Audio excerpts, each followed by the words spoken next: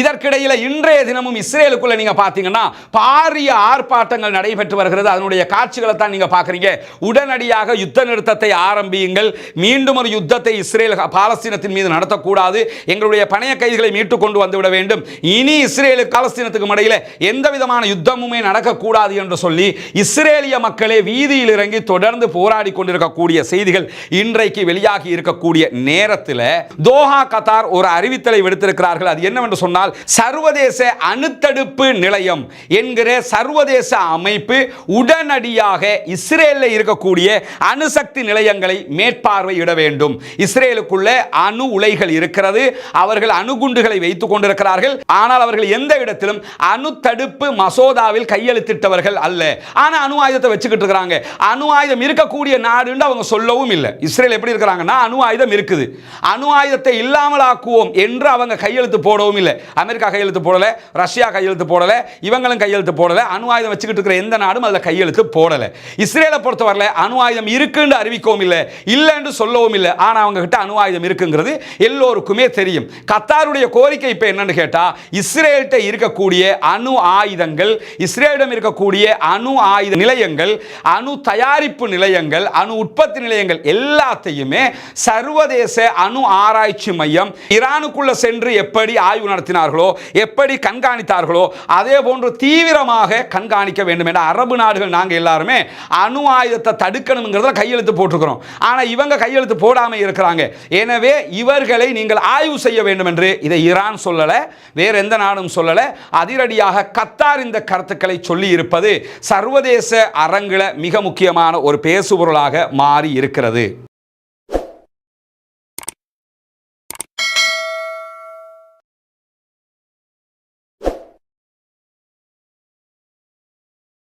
அஸ்ஸலாமு அலைக்கும் வரஹ்மத்துல்லாஹி வபரகாத்துஹு. அன்பிற்கினிய சகோதர சகோதரிகளை, நம் அனைவர் மீதும் ஏக இறைவனுடைய அமைதியும் கருணையும் உண்டாகட்டுமாக என்கிற உயரிய பிரார்த்தனைகளோடு, பாலஸ்தீனத்தினுடைய காசா பகுதிகளிலே இஸ்ரேலுடைய ஆக்கிரமிப்பு தாக்குதல்கள் ஆரம்பிக்கப்பட்டு 520வது நாளிலே நாம் எல்லாம் நின்று கொண்டிருக்கக்கூடிய இந்த தருணம், காசாவிலே யுத்த நிறுத்தம் ஏற்பட்டு 50 நாட்களாக ஆகியிருக்கிறது. 40 நாட்கள் முதல் கட்ட யுத்த நிறுத்தம், 10 நாட்கள் இரண்டு தரப்பும் ஒப்புக்கொண்ட அடிப்படையில் தாக்குதல்கள் குறைவாக இருந்த காலகட்டமாக இருக்கிறது. தற்போதைய நிலையில் தோஹா கத்தாருக்கு இஸ்ரேலுடைய பேச்சாளர்கள் சென்றிருக்கிறார்கள் என்கிற செய்திகளும் வெளியாகி இருக்கிறது. பாலஸ்தீனத்தில் யுத்த நிறுத்தம் தொடர்பான பேச்சுவார்த்தைகள் கத்தாருடைய தலைமையிலே எகிப்தினுடைய தலைநகர் கெய்ரோவில் நடைபெற்று வந்த நிலையில் தோஹா கத்தாரில் இருந்த பாலஸ்தீன விடுதலை அமைப்பினுடைய தலைவர்கள் நேரடியாக கெய்ரோவுக்கு வந்து இறங்கி இருந்தாங்க. தற்போது கெய்ரோவில் வந்து இறங்கினவங்க மீண்டும் தோஹா கத்தாருக்கு போயிருக்கிறாங்க. ஏன்னா இஸ்ரேலுடைய சமாதான உடன்படிக்கை பேச்சாளர்கள் தோஹா கத்தாருக்கு சென்றிருக்கிறார்கள். அதே போன்று எகிப்தினுடைய பேச்சாளர்களும் தோஹா கத்தாருக்கு செல்கிறார். அதே நேரம் அமெரிக்க ஜனாதிபதி டொனால்ட் ட்ரம்பினுடைய மத்திய கிழக்கு தூதராக இருக்கக்கூடிய, இந்த விவகாரத்துக்கு பொறுப்பாக இருக்கக்கூடிய விட்காஃப் அவர்களும் இந்த பேச்சுவார்த்தையில் பங்கெடுப்பார் என்கிற செய்திகள் வெளியாகி இருக்கிறது. எது எப்படி போனாலும் நாங்க பேச்சுவார்த்தைக்கே வரமாட்டோம் அடம் பிடிப்பாங்க, காசாவை அப்புறப்படுத்துவோம், 1000 கதையை சொல்லுவாங்க. கடைசியில் அவர்கள் பேச்சுவார்த்தை மேசைக்குத்தான் வரவேண்டி இருக்கிறது என்பது இன்னும் ஒரு முறை உறுதியாகி இருக்கிறது இஸ்ரேலுடைய விவகாரத்தில் என்கிற நிலையில் நமக்கெல்லாம் தெரியும், புனிதமிக்க மஸ்ஜிதுல் அக்ஸா இஸ்லாமியர்களுடைய 3வது புனித தலமாக இருக்கிறது. முதன்மை புனித தலமாக புனிதமிக்க ஹரம் ஷரீஃப் இருக்கிறது காபத்துல்லா மக்கமா நகரத்திலே. 2வது புனித தலமாக நபிகள் நாயகம் ஸல்லல்லாஹு அலைஹி வஸல்லம் அவர்களுடைய புனித பள்ளிவாயல் மஸ்ஜிதுல் நபவி இருக்கிறது. 3வது புனித தலமாக இருப்பது மஸ்ஜிதுல் அக்ஸா. இந்த மஸ்ஜிதுல் அக்ஸாவுக்கு தொழுகைக்கு செல்லக்கூடியவர்களுக்கு, குறிப்பாக இரவு நேர தொழுகைகளுக்கு செல்லக்கூடியவர்களுக்கெல்லாம் கடுமையான தடைகளை இஸ்ரேல் விதித்திருந்த நிலையில் கடந்த 2 நாட்களுக்கு முன்பதாக ஜுமா தொழுகைக்கு வருகிறவர்களுக்கு 55 வயதுக்கு மேற்பட்ட ஆண்களும் 50 வயதுக்கு மேற்பட்ட பெண்களும் 12 வயதுக்கு கீழ்ப்பட்ட சிறுவர்களும் தான் தொழுகையில் கலந்து கொள்ள முடியும் என்று இஸ்ரேல் அறிவித்தது மட்டுமல்லாமல் 3000க்கு மேற்பட்ட அவர்களுடைய போர்சஸ் ராணுவத்தையும் களமிறக்கி இருந்தது. எல்லாவற்றுக்கும் மேலாக தொழுகைக்கு வருகிறவர்கள் முழுமையான சோதனைக்குட்படுத்தப்பட்டு தான் உள்ளே எடுக்கப்படுவார்கள் என்கிற செய்திகள் எல்லாம் சொல்லப்பட்டிருந்த நிலையில் வெஸ்ட் பேங்க்ல இருக்கக்கூடிய, ஜெருசலத்தில் இருக்கக்கூடிய பாலஸ்தீன மக்கள் ரமலானுடைய முதலாவது ஜும்ஆவினுடைய தொழுகையில் சுமார் 90,000 பேர் கலந்து கொண்டார்கள் என்கிற மகிழ்ச்சியான செய்தி வெளியாக இருக்கிறது. இங்க எனக்கு பின்னால் இருக்கக்கூடிய இந்த காட்சியை நீங்க பார்க்கலாம். முழுவதுமாக மக்கள் திரள் நிரம்பி இருக்கக்கூடிய காட்சிகள். முதல் நாளே பள்ளிவாசலுக்கு வர ஆரம்பித்து விட்டார்கள். முதல் நாள் இரவு தொழுகையில் கலந்து கொண்டாங்க, அப்படியே பள்ளிவாசல தங்கி இருந்தாங்க. அடுத்த நாள் ஃபஜ்ர் தொழுகையில் கலந்து கொண்டு விட்டு அப்படியே ஜுமா தொழுகையிலும் பங்கெடுக்கிற விதமாகத்தான் மக்கள் பங்கெடுத்திருந்தார்கள். அக்டோபர் 7ஆம் தேதி கடந்த 2013 அன்று இஸ்ரேலுக்கும் பாலஸ்தீன விடுதலை ராணுவத்துக்கும் இடையிலே ஏற்பட்ட யுத்தத்தில் ஆரம்பித்து முதல் தடவையாக மஸ்ஜிதுல் அக்ஸாவில் 90,000 பேர் ஜுமாவிலே கலந்து கொண்டிருக்கிறார்கள் என்கிற செய்திகளை நம்ம கேட்கிறோம். இறுதியாக 70,000 பேர் ஜுமாவிலே கலந்து கொண்டிருந்த நிலையில தான் இப்பொழுது கட்டுக்கடங்காத கூட்டமாக இவ்வளவு மக்கள் பங்கெடுத்துக் கொண்டிருக்கிறார்கள். என்னதான் அடக்குமுறைகளை இஸ்ரேல் செய்து கொண்டிருந்தாலும் பாலஸ்தீன மக்களை பொறுத்தவரையில் அவர்கள் எப்பொழுதுமே அவர்களுடைய உரிமைக்காக போராடக்கூடியவர்களாக இருக்கிறார்கள் என்பதை இதிலிருந்தும் நாம் புரிந்து கொள்ள முடிகிறது. இன்றைய தினமும் மஸ்ஜிதுல் அக்ஸாவுக்குள் நுழைந்த இஸ்ரேலுடைய குடியேறிகள் செட்லர்ஸ் அங்கு அவர்களுடைய மத வழிபாடுகளை செய்து குழப்பத்தை ஏற்படுத்தி இருந்த நிலையிலையும் அதையும் பொருட்படுத்தாமல் பாலஸ்தீன மக்கள் மஸ்ஜிதுல் அக்ஸாவுக்காக போராடி கொண்டே இருக்கிறார்கள். இப்படியான நிலையில் தான் வெஸ்ட் பேங்க்ல இருக்கக்கூடிய இப்ராஹிம் மசூதி கடந்த சில நாட்களுக்கு முன்பதாக இஸ்ரேலிய ஆக்கிரமிப்பு ராணுவத்தினால் மொத்தமாக தீ வைத்து எரிக்கப்பட்டது. பள்ளிவாசலுடைய வெளித்தோற்றத்தை நீங்க பார்க்குறீங்க. உள்ளுக்குள்ள இருந்த எல்லா பகுதிகளையுமே இஸ்ரேலிய போர்சஸ் எரிச்சிட்டாங்க. ஜெனின் பகுதிகளில் சுமார் 8 பள்ளி வாயிலை தீ வைத்து எரித்திருக்கிறார்கள். தற்போது ஜெனின் உள்ளிட்ட இப்ராஹிம் மசூதி உள்ளிட்ட பகுதிகளில் ரமலான் காலத்தில் கூட பாங்கு சொல்வதற்கும் தொழுகை நடத்துவதற்கும் இஸ்ரேலிய ஆக்கிரமிப்பு படைகள் தடை விதித்திருக்கிறார்கள் என்கிற செய்திகளும் வெளியாகி கொண்டிருக்கிற உலகத்தில் மனிதர்களுக்கு சாதாரணமாக கிடைக்கக்கூடிய உரிமைகள் ஒன்றுதான் அவர்களுடைய மத உரிமை என்பது. அதையே இஸ்ரேல் பறித்து கொண்டிருக்கிறது என்கிற கவலைக்குரிய செய்திகளை இன்னைக்கு நம்ம பார்க்க முடிகிறது. பாலஸ்தீன மக்கள் புனிதமிக்க ரமதானுடைய காலத்தில் தொழுகைக்காக பள்ளிவாசல்களுக்கு செல்ல முடியாத நிலையெல்லாம் உண்டாகி இருக்கிறது. வல்ல ரஹ்மான் தான் அவர்களுக்கு அருள் புரிய வேண்டும். இப்படியான நிலையில போர் நிறுத்த பேச்சுவார்த்தைகள் இஸ்ரேலிய குழு தோஹா கத்தாருக்கு சென்றிருக்கிறது என்கிற செய்திகளை நம்ம பார்த்திருக்கிறோம். எதிர்வருகிற செவ்வாய்க்கிழமை மாலைக்குள் தோஹா கத்தாருக்கு அமெரிக்காவினுடைய தூதுவர் விட்காஃப் அவர்களும் பேச்சுவார்த்தையில் கலந்து கொள்வதற்காக சென்று விடுவார் என்று அமெரிக்க ஊடகங்கள் இன்றைக்கு செய்தி வெளியிட்டிருக்கக்கூடிய நேரத்தில் இந்த யுத்த நிறுத்த பேச்சுவார்த்தைகளின் போது விடுதலை செய்யப்பட்ட 2 சகோதரர்களை மீண்டும் இஸ்ரேலிய ஆக்கிரமிப்பு ராணுவம் கைது செய்திருக்கிறார்கள் என்கிற கவலைக்குரிய செய்திகள் வெளியாகி இருக்கிற அதே நேரம் இன்றைக்கு இஸ்ரேலிய ஆக்கிரமிப்பு ராணுவம் காசா பகுதிகளில் நடத்தி இருக்கக்கூடிய தாக்குதல்களில் 2 அப்பாவிகள் கொல்லப்பட்டிருக்கிறார்கள், ஷஹீதாகி இருக்கிறார்கள். மேற்கு கரை பகுதிகளிலே 13 அப்பாவிகளை இஸ்ரேலிய ஆக்கிரமிப்பு மேலதிகமாக கைது செய்திருக்கிறார்கள் என்கிற செய்திகளும் இன்றைக்கு வெளியாகி கொண்டே இருக்கிறது. அநியாயத்திற்கு பஞ்சம் இல்லாத வகையிலே காசாவிலே தொடர்ந்து அநியாயத்தை மேற்கொண்டு வருகிறது இஸ்ரேலிய ஆக்கிரமிப்பு ராணுவம். வல்ல ரஹ்மானிடத்தில் பாலஸ்தீன மக்களுக்காக பிரார்த்தனை செய்யுங்கள், பாலஸ்தீன மக்களுடைய வெற்றிக்காக கையேந்துங்கள், தொடர்ந்து அவர்களுடைய நிம்மதிக்காக கையேந்துங்கள் சகோதரர்களே என்கிற கோரிக்கையும் இந்த இடத்திலே விடுத்துக் கொண்டவனாக காசாவில் போர் நிறுத்த ஒப்பந்தம் தொடர்பாக தாங்கள் ஒரு பேச்சுவார்த்தையை அமெரிக்காவோடு நடத்தியதை வெளிப்படையாக இன்றைக்கு அறிவித்திருக்கிறது பாலஸ்தீன விடுதலை ராணுவம். ஏற்கனவே நமக்கெல்லாம் தெரியும், பாலஸ்தீன விடுதலை ராணுவத்திற்கும் இஸ்ரேலுக்கும் இடையில தான் பேச்சுவார்த்தைகள் நடைபெற்று வந்த நிலையில் 1997களுக்கு பிறகு பாலஸ்தீன விடுதலை அமைப்போடு அமெரிக்கா முதல் தடவையாக பேச்சுவார்த்தைகளை நடத்தி இருக்கிறார்கள். பாலஸ்தீன விடுதலை அமைப்பை தீவிரவாத அமைப்பு என்று அவர்கள் முத்திரை குத்தியதற்கு பிறகு 30 ஆண்டுகளாக எவ்வித பேச்சுவார்த்தைகளையும் அபிஷியலாக அவங்க நடத்தாத நிலையில தான் தற்போது பேச்சுவார்த்தைகளை நடத்தி இருக்கிறார்கள். பேச்சுவார்த்தை தொடர்பாக பாரிய சர்ச்சைகளை இஸ்ரேல் எழுப்பிக் கொண்டிருந்தாலும் இன்றைக்கு வெள்ளை மாளிகையில் வைத்து இது தொடர்பாக கருத்துக்களை வெளியிட்டிருக்கக்கூடிய அமெரிக்காவுடைய பேச்சுவார்த்தையாளர் என்ன சொல்லியிருக்கிறார்னா, நாங்கள் ஒன்றும் இஸ்ரேலுடைய அடிவருடிகள் கிடையாது, இஸ்ரேலுடைய அடிமைகளும் கிடையாது, இஸ்ரேலுக்காக வேலை செய்கிறவர்களும் கிடையாது, எங்களுக்கு தான் இஸ்ரேல் வேலை செய்யணுமே தவிர நாங்க இஸ்ரேலுக்கு வேலை செய்ய மாட்டோம். இந்த சமாதான உடன்படிக்கை இஸ்ரேல் சரியாக முறையாக செய்யவே இல்லை, அதனால தான் நேரடியாக நாங்களே களத்தில் இறங்கி சமாதானம் பேசலாம்னு முடிவெடுத்துட்டோம். செவ்வாய்க்கிழமை பாலஸ்தீன விடுதலை அமைப்பும் இஸ்ரேலும் நடத்தக்கூடிய பேச்சுவார்த்தைகளில் எகிப்து அதே போன்று கத்தாரோடு சேர்த்து அமெரிக்காவும் முன்னிலை நின்றுதான் பேச்சுவார்த்தைகள் நடத்தப்பட இருக்கிறது என்கிற செய்திகள் இன்றைக்கு வெளியாகி இருக்கக்கூடிய நேரத்தில் தான் பல சந்திப்புகளை தோஹா கத்தாரிலே அமெரிக்காவோடு நடத்தி இருக்கிறோம் என்கிற செய்திகளையும் பாலஸ்தீன விடுதலை அமைப்பு இன்றைக்கு வெளியிட்டிருப்பதோடு இன்றைக்கு அமெரிக்கா வெளியிட்டிருக்கக்கூடிய செய்திகள் என்ன சொல்றாங்கன்னா, பாலஸ்தீன விடுதலை அமைப்போடு நடைபெற்ற பேச்சுவார்த்தைகள் ரொம்ப சக்சஸ்ஃபுல்லாக நடந்திருக்கிறது, ரொம்ப மகிழ்ச்சியாக இருக்கிறது என்கிற செய்திகளையும் அவர்களே வெளியிட்டிருப்பதை நம்ம பார்க்க முடியும். எது எப்படி போனாலும் பாலஸ்தீன மக்களுக்கு நிம்மதி கிடைக்க வேண்டும், அதற்கான பேச்சுவார்த்தைகளாகத்தான் இந்த பேச்சுவார்த்தைகள் இருக்கிறது. உண்மையிலேயே நாம் பாராட்டப்பட வேண்டிய இடம் எது என்று சொன்னால், பாலஸ்தீன விடுதலை அமைப்பு தங்களுடைய உரிமையை விட்டுக் கொடுக்காமல் இத்தனை பேச்சுவார்த்தைகளை நடத்தி கொண்டிருக்கிறார்கள். உரிமையை விட்டுக் கொடுத்து விட்டால் இந்த போராட்டத்திற்கு எந்த ஒரு வலுவும் கிடைக்காது, எந்த ஒரு பெருமதியும் இல்லாமல் போய்விடும் என்பதால் அவர்கள் மிக தெளிவாக இந்த போராட்டங்களில் முன்னின்று வரக்கூடிய செய்திகள் இன்றைக்கும் வெளியாகி இருக்கிறது. அஸ்ஸலாமு அலைக்கும் வரஹ்மத்துல்லாஹி வபரகாத்துஹு. அன்பிற்கினிய சகோதர சகோதரிகளே, தொடர்ந்தும் நம்முடைய வீடியோக்களை பார்த்து வரக்கூடிய நண்பர்கள், தாய்மார்கள் அத்தனை பேருக்கும் தெரிந்த ஒரு விவகாரம்தான், நாம் மக்களுக்கு தேவையான கருத்துக்களை கொண்டு சேர்ப்பதோடு மாத்திரம் நின்று விடாமல் சமூகத்திற்கு தேவையான பணிகளையும் தொடர்ந்து செய்து வருகிறோம். அந்த அடிப்படையில் ஒவ்வொரு ஆண்டும் பாடசாலைகள் ஆரம்பிக்கிற போது பாடசாலை மாணவர்களுக்கான பாடசாலை உபகரணங்களை நாடு முழுவதும் கொண்டு சேர்க்கிற பணியை மேற்கொண்டு வருகிறோம். அதே போன்று வெள்ளம் போன்ற அனர்த்தங்கள் ஏற்படுகிற போதும் அவர்களுக்கு தேவையான உதவிகளை ஓடோடி சென்று செய்து வருவதையும் நீங்கள் அறிகிற அதே நேரம் எந்த ஒரு மக்கள் தொந்தரவுகள் ஏற்பட்டாலும் அவர்களுக்கு தேவையான உதவிகளை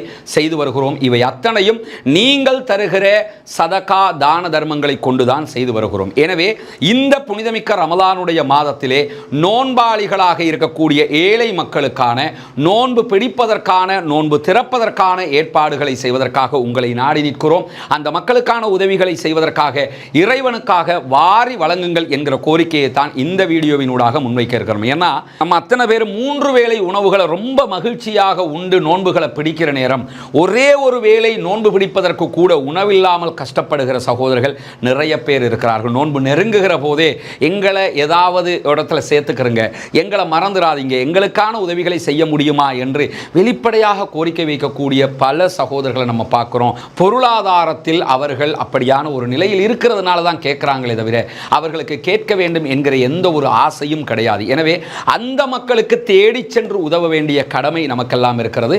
நபிகள் நாயகம் ஸல்லல்லாஹு அலைஹி வஸல்லம் அவர்கள் அதைத்தான் நமக்கு காட்டியும் தந்திருக்கிறார்கள். அல்லாஹ்வுடைய தூதர் ஸல்லல்லாஹு அலைஹி வஸல்லம் அவர்களிடத்தில் இஸ்லாத்திலேயே மிகச்சிறந்த காரியம் எது என்று கேட்கப்படுகிற போது பசித்தவர்களுக்கு உணவளிப்பது என்றார்கள். எனவே பசித்தவர்களுக்கு உணவளிக்கிற இந்த நட்பணியிலே நாம் அத்தனை பேரும் இணைந்து கொள்ள வேண்டும் என்பதோடு அல்லாஹ்வுடைய தூதர் ஸல்லல்லாஹு அலைஹி வஸல்லம் அவர்கள் சொன்னார்கள், இத்தகுன்னார வலவ் பிஷிக்கி தம்ரா, ஒரே ஒரு பேரிச்சம்பழத்தினுடைய துண்டு இருந்தால் கூட அதை கொடுத்தும் நீங்கள் நரகத்தை விட்டும் பாதுகாப்பு தேடிக்கொள்ளுங்கள் என்றார்கள். நரகத்தை விட்டு பாதுகாப்பு தேடுகிற மாதத்தை நாம் அடைய இருக்கிறோம். அநேகமாக இந்த வீடியோவை பார்க்கிற நேரத்தில் நாம் ரமலானை அடைந்திருக்கலாம் அல்லது நாளை அடைவதற்கு வாய்ப்பு இருக்கிறது.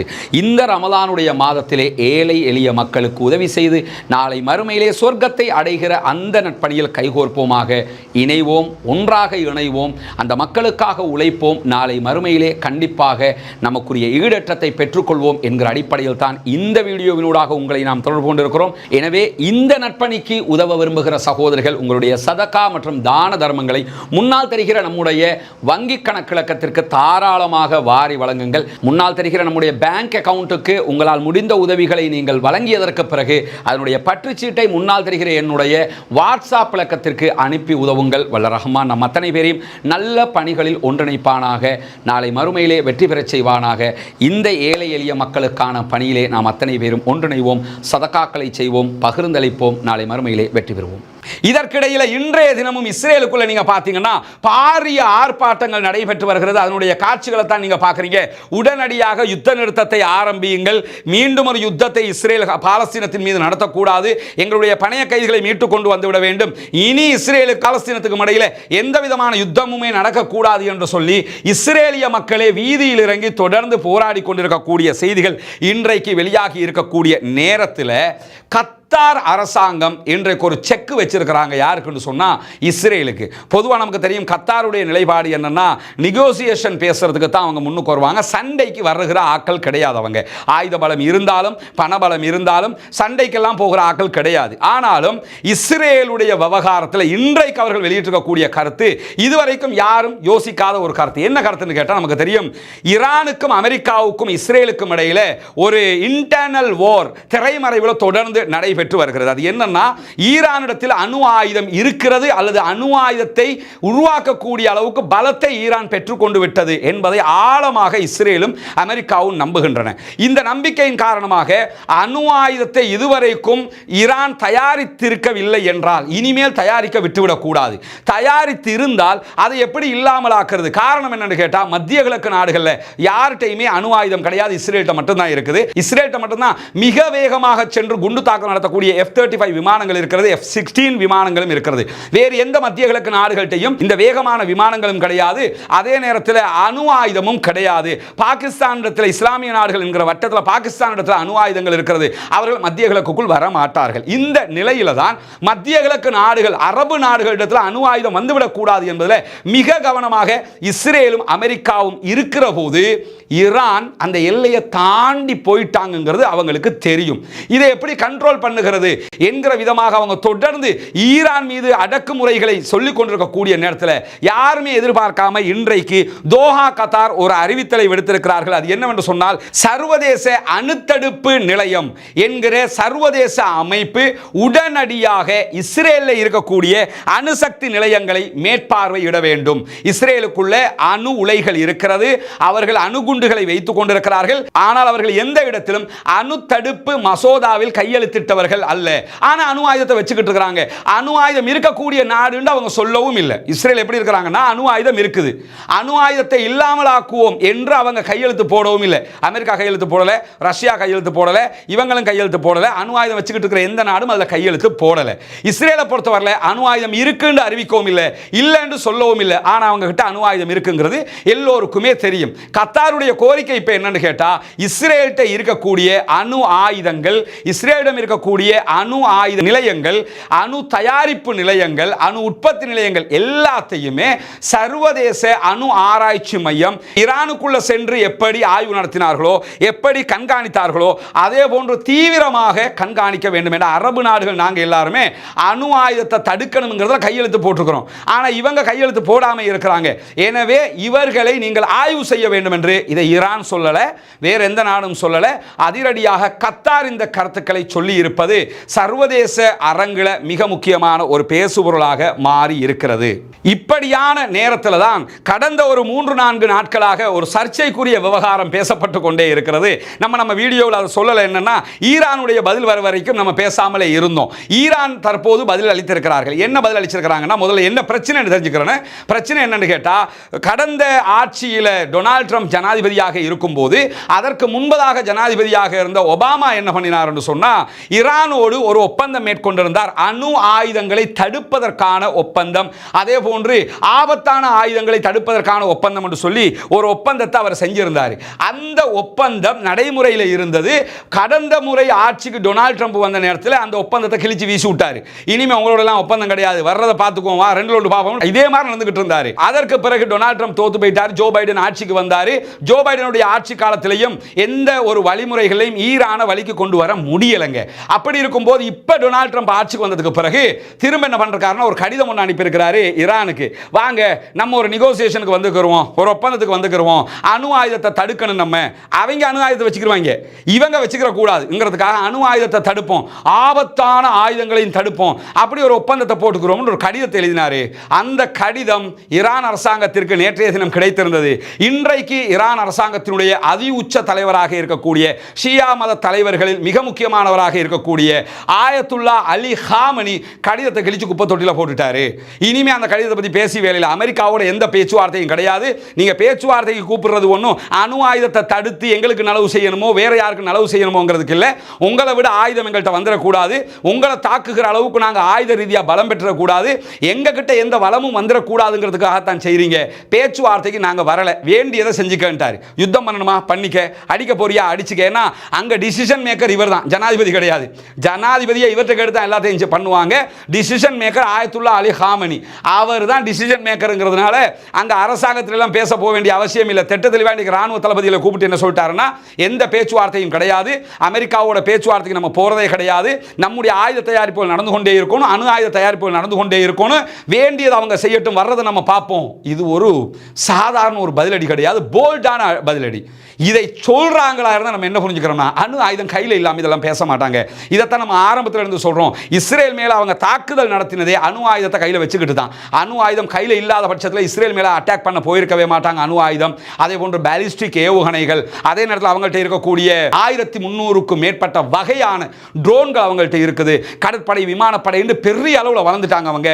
அரபு நாடுகளுக்கு மத்தியில், இவங்க அரபு நாடு கிடையாது, பெர்ஷியன் வளைகுடாவில் இருக்கக்கூடிய நாடு, புரிஞ்சுக்கிறதுக்காக அரபு இஸ்லாமிய நாடுகளுக்கு மத்தியில் ரொம்ப ஆயுதத்தில் பலம் பொருந்திய நாடாக மாறி இருக்கிறார்கள். தற்போது மிக போல்டாக அவர்கள் அவர்கள் கடிதத்தை கிழித்து குப்பை தொட்டியில் போட்டிருக்கிறார்கள். டொனால்ட் ட்ரம்போடு பேச்சுவார்த்தைக்கு தயாரில்லை என்று அறிவித்து விட்டார்கள். எனவே இனிமேல் தான் இஸ்ரேல், அமெரிக்கா, ஈரானுக்கு இடையிலான முருகல் நிலை முத்தப்போகிறது என்கிற ஒரு நிலையும் இருக்கக்கூடிய நேரத்தில் இன்றைக்கு ரஷ்யா என்ன பண்ணிருக்கிறாங்கன்னா, நாங்க அமெரிக்கா ஈரானுக்கு மத்தியில் நடுநிலையாக நின்று பேச்சுவார்த்தை நடத்துவதற்கு தயாராக இருக்கிறோம் என்று அறிவிச்சிருக்கிறாங்க. ஏன்னா இப்ப ரஷ்யாவும் அமெரிக்காவும் கூட்டாளி ஆயிட்டாங்க, உக்ரைன் விரோதி ஆயிட்டாரு. அந்த மாதிரியான நேரத்தில் நாங்க இதுக்கு இடையில நின்று பேசுறோம் இருக்காங்க. ரஷ்யா ஈரானுக்கு சப்போர்ட்டாக இருப்பாங்கிறதுல எந்த மாற்று கருத்தும் இல்லை.